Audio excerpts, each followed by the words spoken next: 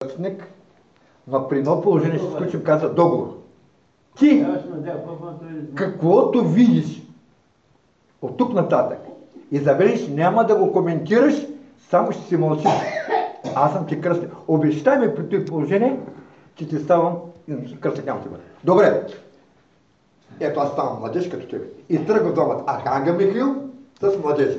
Запомнете и да се запише точно. Тръгват. Ще проповядат за Христа Бога. Любов, радост, мир, братство пред народи и всичко и така нататък. Всички си говорят. Говорят като нашия този Байрактаров, този Николай там, Бареков. Как така говорят? И хората ги слушат. Вашата се работа. Вашата се работа.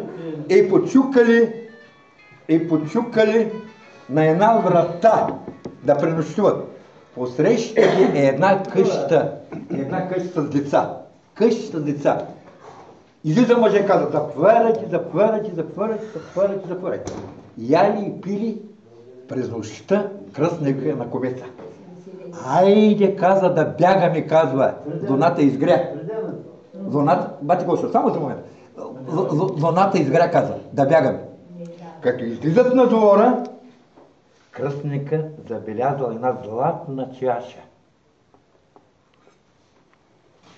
И скрил чашата. Като скрил чашата, каза, че се намерих, аз казах кръстник ме. Най-големия мошеник. Тия хора, където казват, тъй хубаво на посрещнаха и от залъка си нахраниха и нас стория деца и при това да им вземем златото, което земята го изкарала вече над повърхността и попадна там, казва, трън на глухма, си мълча. Сделка има. Има договор. Това е договора. Няма отмяна. Да тук пак говорят за Христа Бога. Говорят и те, както говорите и ние говорим, спират пред една богата къща. Чукат на вратата. Лез! Вие си казвате, дето говорите за Христа Бога, бе. Ние. Лез сте тук от ковалата сега аз. Карал ги в курник.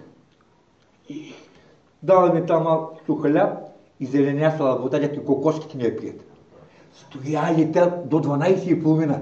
След 12 часа вече тръгват корконжи, ма и ангелите тръгват.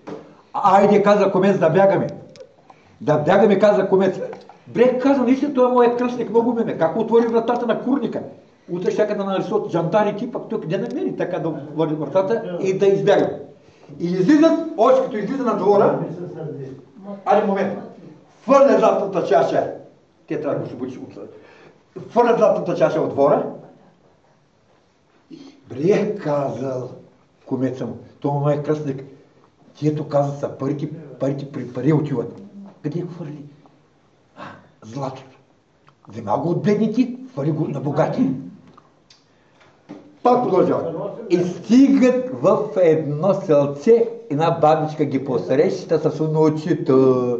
Елати ми, моите благовестници на Христа Бога. Елати. Виж, кой смущава ценната Европа? Сега ще провижте.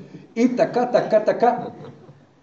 И бабата казва сутринта. Я казва, постой, колега, само до момент. Я постой ти казва малко, аз отида до изворчето, да наточа малко водичка, да направя чорбичка гъбена и да ме нахраня. И след това поживо поздраво ще благовести, ти казва ви Бога. И таман тя отишла бабата с внучето на 30 метра вече, като са ни шовраци. Кръстника ангела вика на комеца. Да излизаме да бягаме. Взима една брада, кют, колибата от четирите места и съборя. Ще я направи моя кръстник, каза. Що се бори, каза колибата на бедна жена. Кой ще я направи? Ще мълча, както той мълчи. Трябва да мълчиш. Иначе бъдеш освободен. Договор. Трябва да мълчиш. Отиват в една къща, богата, както той каза, за сина 17 годишен. Чорбаджията богат, пари, всичко има. Сине, напълни досагите на тия хубави благовестници Христови. Дай им пари да изпътя и да карай до моста. И от моста го хвърля ангела. Казал комеца. Абе, пъп Иване, ти дяло ли беше, бе? Ангел ли, какъв си, бе? Какво направи, каза ти, бе? Какви бяха тя шторти, бе? До сега само шторти правиш, каза, дето трябваше да правиш шторти, правиш добрини. Дето трябваше да правиш добрини, правиш шторти. Ти обърна, каза нещата, със сица и ще заграл се. Опа! Аз не съм ял, аз съм Архангел Михаил. Човек е, че един топаник си играе. Стой малко. Какво не ти беше ясно? Че приказва. Какво ти не ти беше ясно? Проповедта ли? Какво ти беше? Ме каза, защо взема каза златото от бедната къща? За чашата, дето на посрещна бедната къщичка там, с 16 лица. Ами тази златна чаша, тя беше отровена от това бездетно семейство, дето наприеха богатите и на затвориха окурника. Ти знаеш ли каза какво се случи преди 6 месеца? Какво се случи? Неговата бездетната господарка взема, каза, чашата и е даде на ни цигани да я клади, с каза се отрова, и тя я хвърли от двора на той богато на деца семейство. Бедната женичка и мъже бяха на работа, а децата се играеха, казва, с кученцата на двора.